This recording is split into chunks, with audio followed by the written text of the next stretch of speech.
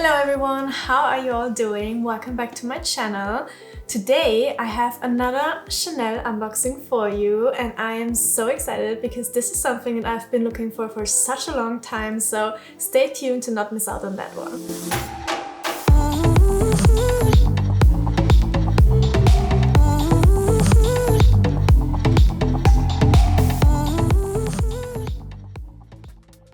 So the piece that I'm going to show you today is something that was on my wishlist since 2021, I think. I saw it for the first time back in 2020, but did not pull the trigger immediately then, and then it went so fast out of stock and basically never came back in my size until today. I am talking about a pair of shoes, and if you're watching my videos, you might have seen me already talking about this pair quite often, and you probably already know what is inside this box. So without further ado, let's have a look inside. So let's open this up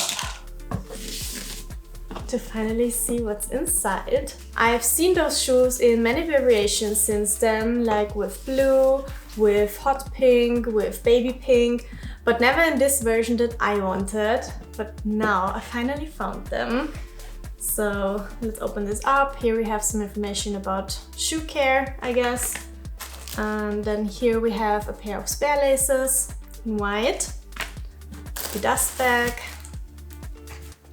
Are you ready for the reveal? So finally, I found my dream specification of the most classic Chanel sneaker, which is this all-white model here. Oh my god guys, how perfect is this shoe?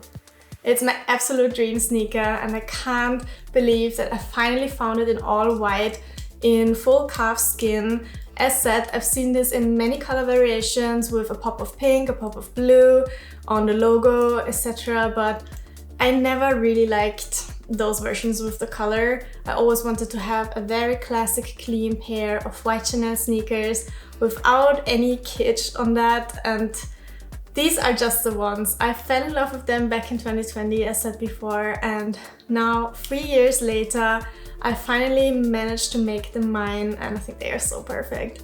What do you think, guys? Let me take out the other one so that you can see them in their full beauty. So this is the pair. They are such a classic, aren't they? I love the clean cut. They're so timeless, but they still have some elevated details, of course. So you see here the Chanel logo on the tongue, and then on the back, on the heel, you have the Chanel logo in white on white. So it's very subtle, it's not too loud, not crying too much for attention, but as said, it's still something special. It is a basic white sneaker with a very luxurious twist, I would say. What do you think, guys? Are they too basic? I think they're just perfect. They're not too loud, but still not your average white sneaker. Not sure if I would call them understatement, as the logo is still quite prominent, having it twice here and on the heel. But still, as said before, they're not crying too much for attention, so I think it's the perfect balance of having a little bit of logo but not too much. I think they're iconic. They are such a classic sneaker, and I'm so happy to finally be able to call them mine, and I can't wait to finally wear them out, especially now in spring season, which has finally arrived. So this is actually my second pair of Chanel sneakers. Let me show you the other ones that I have. So this is my very first pair of Chanel sneakers that I got in spring last year as an alternative for these ones, as I just could not find them. So the question now is, will I get rid of these ones as I finally found the actual object of desire? The answer is definitely no, because I think they are actually quite different. These ones obviously come with a black sole and they are far more narrow and lightweight than these ones, which are a little bit more chunky and more structured, so they're definitely also more stiff, while these are super soft and puffy. If I would go for an all beige look, for example, without any black details, I would, for example, go for the all white ones. If you would compare these shoes with handbags, I would say that this one here is like the classic flap, and this one here is the Chanel 19 with its more slouchy look. So this is the all-time classic staple shoe, and this is like the little bit more modern, playful version. I'm not sure if you can tell, but This one is way more structured, so both of them are calfskin, but this one is way more soft and puffy and slouchy, and it is also more lightweight. Even with the logo, it's basically the same like on the handbag. So here, which would be the classic flap, the logo is a little bit smaller as the clasp is than on the 19 bag, which is bigger. And also here we have a little bit of a bigger logo on the tongue.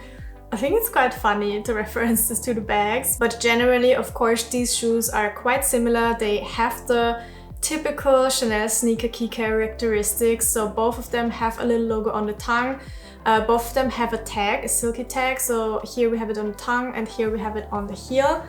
And in here we have it cut in leather and sewed on the shoe. All of this is white on white basically, except for the small little black details on this one here, which make it quite different in styling, I think. As said before, if I have a look in all neutrals, I'll probably tend to take these instead of these.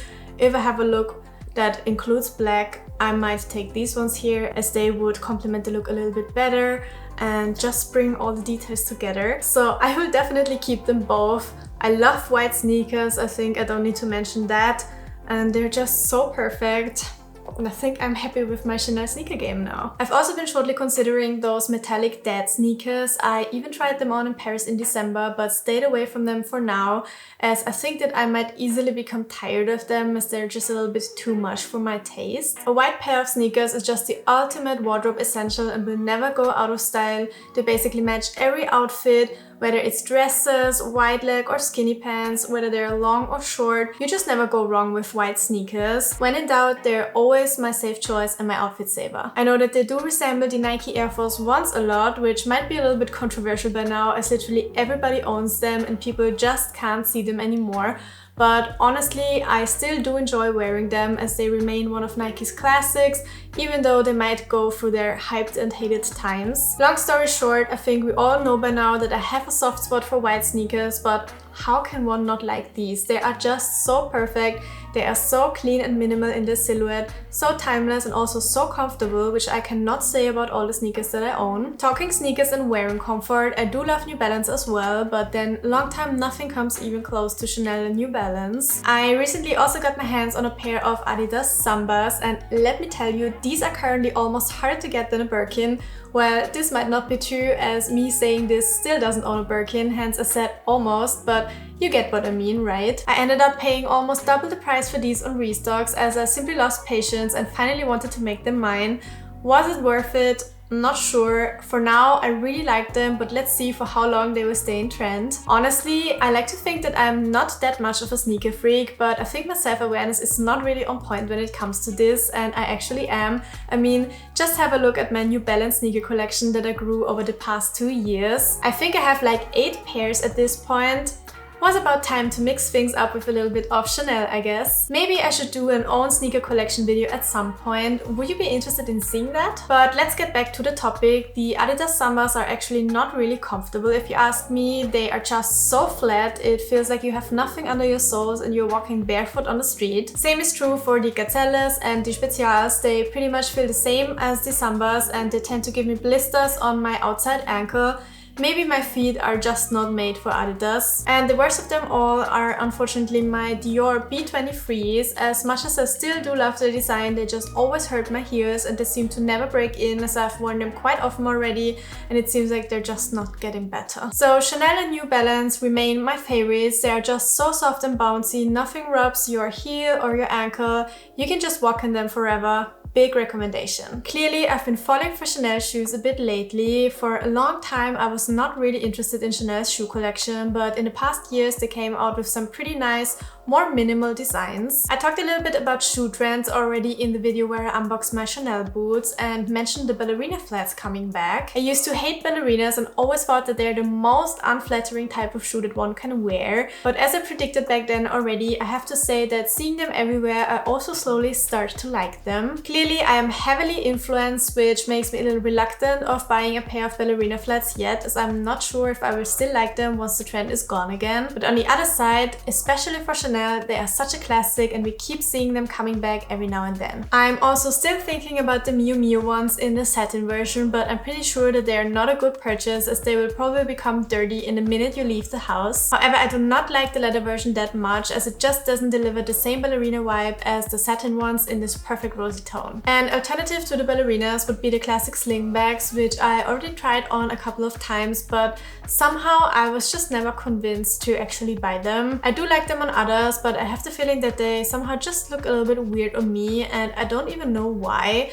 It's the same with the dad sandals, where I know that many people do not like them. Lately, I've also seen those Chanel crystal shoes a lot. Are they ballerinas? I'm not sure, but in any way, they are not my cup of tea. They are just way too kitschy, way too girly, and way too much of everything, especially with those crystals and the bow on top. Loafers I do like, and there are so many nice options out there, thinking Prada, Celine, Saint Laurent, and of course also Chanel, but this is something where I'm 100% sure that I will never wear it as they're just always so uncomfortable and so stiff. I never owned any pair of loafer that I could wear for longer than half an hour before ending up with ripped heels. So that's a big no from me. But to end this note and my little shoe talk, I do have the feeling that we will see a lot more Chanel shoes on my channel in the future.